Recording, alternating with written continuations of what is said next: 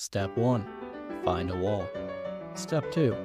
Stare at it and don't do anything else. Congratulations, you've just accomplished a task most people would find to be excruciatingly difficult. With social media, the 24-hour news cycle, and video games, we're all pretty distracted today. But being able to do nothing is a skill, and actually a pretty useful one. To get better at doing nothing, just sit there with your wall of choice and stare at it. Whenever any thoughts come into your rambunctious little noggin, just say, hey, that's a thought. Notice it, then try to let it go away on its own. Then repeat this process for as long as you can tolerate sitting still and being alone with your own thoughts.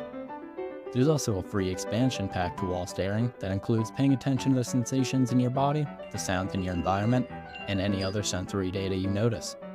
And that's it. Pretty simple, right? Sure, but it's probably a lot harder than it sounds. If you actually give it a shot, you'll probably notice that your mind is a lot like JFK's. All over the place. Random thoughts will bombard you from every direction, and there's a good chance you let one of these thoughts go on for minutes before you actually notice and say, wait, fuck, I've been thinking this whole time, haven't I? But if you keep practicing, you'll start to notice thoughts more quickly as they come up, and it'll be easier to let them go without getting too attached to them. And this is a really, really useful skill. Soon, in your day-to-day life, a thought will come up, one that you don't particularly like, and you'll realize that you can just tell it to fuck off instead of letting it ruin your day. Alright, so you pay attention to thoughts, and as a result, you get better at noticing and controlling your thoughts. Makes sense. But what about that expansion I mentioned? What does that get you? Well, your brain does a thing called habituation. The more you're exposed to a stimulus, the less your brain pays attention to it. If you ever put up a new piece of art in your house, you'll really appreciate it for a while. Eventually it fades into the background and you don't really give it much attention. Another analogy might be a person who never cleans their room. As trash and laundry pile up, the brain gets used to it and eventually just ignores it completely. Your brain does this with everything. People often say that the world seemed brighter and more vivid when they were a kid, and it probably was. Everything was new, so the brain spent more resources processing these novel stimuli. But as you grow older, these details become background noise. You can start to reverse this process by paying attention to the things you become habituated to, and suddenly, the grass is quite literally greener. You start to notice sounds you'd probably normally ignore. Birds chirping, the wind flowing through the trees, instruments and songs you've never really noticed before. You might stop and notice more detail in the wood grain of a door, or the brushstrokes of a painting. Maybe it's that painting you hung up and haven't really looked at in months. Individually, these details sound pretty insignificant, but putting these all together, the world gains a new sense of clarity and sharpness that you forgot was there. It's like going from a 1080p monitor to 4K. Habituation also happens with thoughts. Going back to our earlier analogy, your brain is the trash room, slowly piling up negative thought patterns that become the new normal. But it's possible to take a step back and notice that your room is full of garbage. Then you realize, maybe it's time to clean up and redecorate.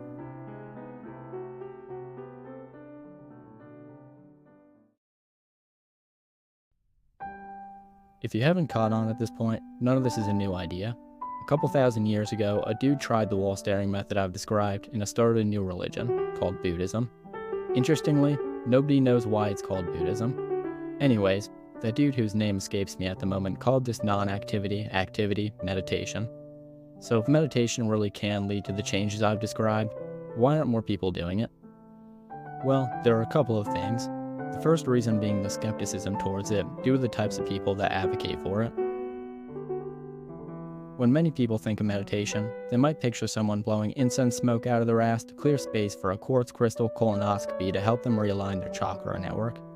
This can understandably be a deterrent to scientifically minded folks, but I promise meditation is just as, if not more beneficial when approached with a skeptical, rational frame of mind. You don't have to take on any new beliefs that aren't supported by empirical evidence. Another reason people might not do it is that it can be incredibly boring.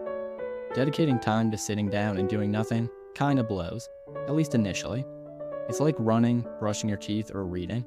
Most people don't really enjoy the process, but they do it because the outcome is worth it. Practice also does become more interesting over time as the inner workings of your mind become a fascinating and worthwhile place to explore. The third is the time cost, but I would argue this might not be as much of an issue as you'd think. If your brain is less caught up in random thoughts all the time, you're less distracted. If you're less distracted, then you're able to do things more efficiently. Greater efficiency means you save time. That is to say, you might end up with more time in your day, and you'll probably enjoy that time more. So if my previous claims are true, then the real major barrier for most people is that it's just difficult to do. New habits can be hard to form and stick to, but in my personal experience, the juice is worth the squeeze. Whenever I've made meditation a larger priority in my life, it's been worth it every time. Whether it's worth it for you is ultimately up for you to decide. I want to clarify, these changes don't happen overnight. You won't sit down for 5 minutes one day and wake up with a shiny new brain free of all negative emotions and noticing every detail in your environment. The more time you spend meditating, the more benefits you'll experience, and we don't really know where the upper limit to this is. A fascinating and extreme example of this would be the story of Thich Quang Duc. I hope I'm pronouncing that right.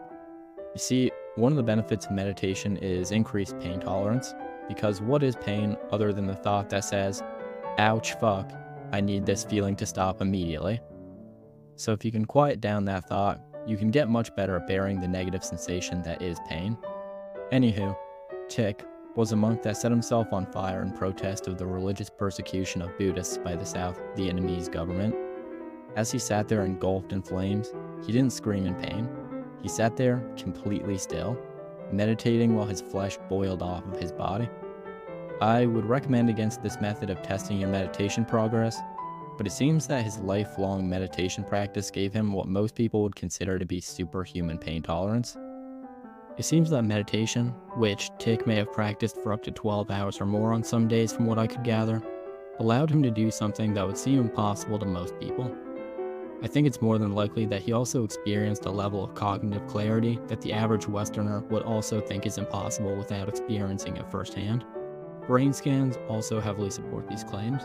If you take a look inside the skull of a monk, we see some significant differences in their brain compared to ours. The areas that are responsible for the constant chatter in your head become much less active. The connection between the regions that process incoming sensory data and the areas that consciously pay attention to that data become much stronger. The bit that's heavily involved in fear and anxiety start to get quiet. And the area in the front of your brain, a bit behind the forehead, that allows you to pay attention without getting distracted, physically grows in size, along with some other changes that we're going to ignore here because this video is already taking a lot longer than I thought it would to make, and I'm running out of stimulants. The changes in the brain were actually so significant that until researchers Daniel Goleman and Richard Davidson conducted these scans on a monk, neuroscientists thought that changing your brain to this degree was physically impossible. The brain activity they saw in certain areas was compared to a normal person having a powerful drug experience, like they were getting a constant nasal trip of MDMA and LSD, and without having to deal with that terrible industrial cleaner taste we're all familiar with after railing a line of good Molly. It's not a one-to-one comparison. Monks don't walk around at all times feeling like they just walked out of a Dead show after one too many hits of sunshine, but their brain activity in a sober state, and especially during meditation, was unique from anything that had been previously recorded without pharmacological intervention. It was groundbreaking research in the fields of neuroscience and neuroplasticity, and it changed our perception of how malleable the human brain really is.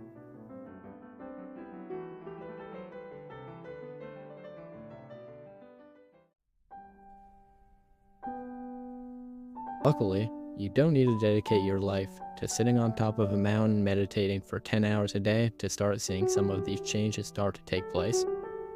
As I said earlier, the more time spent meditating, the better the results. From my personal experience, anything above the 20-minute mark daily seems to make a real tangible difference in overall quality of life. That number may be different for you, that's just what I've personally noticed in my years of on and off practice. If you've made it this far and you're genuinely interested in giving it a go, I think my instructions are actually a pretty good starting point. You can do it with your eyes open looking at a wall, but many prefer to do it with their eyes closed. It makes it a bit easier to notice your internal environment more clearly at first. Pay attention to the feeling of breathing and try to notice when your mind starts to wander. Then bring it back to the sensations of the rising and falling of your chest or belly, or alternatively, you can pay attention to the sensation of air coming in and out of your nostrils. Once you start feeling like your mind is a bit less scattered, you can expand your attention to the feelings in your body and any noises you hear. And whenever you get distracted, reel in your thoughts and shift your attention back to the sensations you're experiencing in the present moment. It really is that simple. Well, I guess that about wraps it up. Thank you for watching. I genuinely appreciate it. I know attention is a limited resource, and I appreciate that you spent years here with me. If you found any value in this, or at least found it a bit funny or interesting, please leave a like. And subscribe if you're interested in diving deeper into the topic in the future. Farewell, and be well.